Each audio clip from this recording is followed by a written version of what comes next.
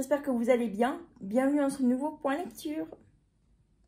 On commence avec un livre que j'ai dévoré en une journée bien pluvieuse, ce qui s'y prêtait assez bien vu que le thème se passe en Écosse.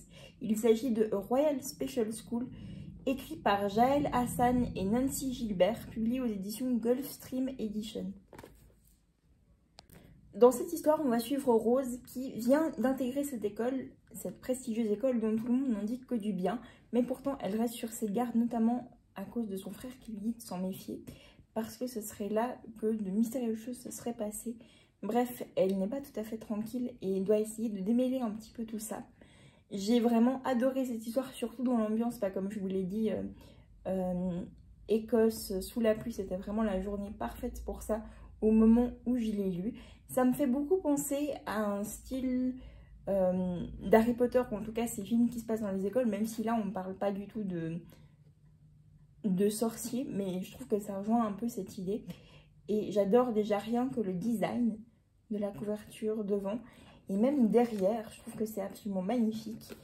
Il n'y a pas vraiment de dessin, sauf sur les en-têtes de chapitres qui se présentent comme ceci. Voilà, plus ou moins. En tout cas, voilà, c'était vraiment une très très bonne lecture. Je ne sais pas si je lirai la suite parce que, voilà, il y a des choses qui font que j'hésite encore un peu quand même. Mais déjà, rien que pour le style graphique, je vais le garder précieusement et le relire très certainement pour un challenge, un Pumpkin Autumn Challenge ou simplement la pile à lire d'automne Halloween. Voilà. On continue avec Princesse Incognito, le tome 1, écrit par Connie Glynn et publié chez Casterman. Dans cette histoire, on va suivre deux personnages. Tout d'abord, Ellie, une princesse qui n'a aucune envie d'en devenir une. Du haut de ses 16 ans, elle ne respecte absolument pas les règles, a tout sauf envie de devenir une princesse comme elle devrait. Et d'un autre côté, on a Lottie qui, elle, n'a rien de princier, mais adore l'univers de princesse depuis son enfance, porte souvent sur la tête une tiare en s'imaginant être princesse. Et le jour où ces deux jeunes femmes vont se retrouver à Rosewood Chronicle, qui est une école un peu à l'image de, j'ai envie de dire, un mélange d'Harry Potter et de High School Musical, entre autres, et qu'elles vont partager la même chambre au dortoir, elles vont décider, pour des raisons que je ne dévoilerai pas, d'échanger leur identité. C'était vraiment une histoire topissime, j'ai eu du plaisir du début à la fin. J'ai hâte vraiment de découvrir la suite et de savoir où est-ce que tout ça va les mener.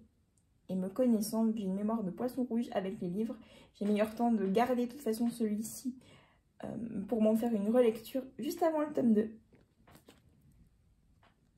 Et on termine cette vidéo avec un livre très particulier. Il s'agit de 13 semaines de Morgane Anselme, publié chez Hugo Doc. Pourquoi est-ce que j'ai utilisé le terme très particulier pour parler de ce livre? Eh bien parce qu'il s'agit de l'expérience de Morgane Anselme dans son aventure sur Secret Story. Et c'était juste bluffant à tous les niveaux. J'ai pas d'autres mots. C'était une lecture qui vraiment m'a fait réfléchir sur beaucoup de choses. Et je vais la garder pour une relecture et une relecture et une relecture. Et je vous invite vraiment à la lire parce qu'elle est très, très intéressante. Vraiment. Elle mérite d'être lue. Donc si vous ne l'avez pas encore ou si vous hésitez à le lire, ce livre, je vous dirais qu'une chose, c'est foncer. Vraiment. Voilà, c'est la fin de cette vidéo avec un point lecture très positif. J'espère qu'il vous a plu et je vous dis à très bientôt pour de nouvelles aventures. Bye!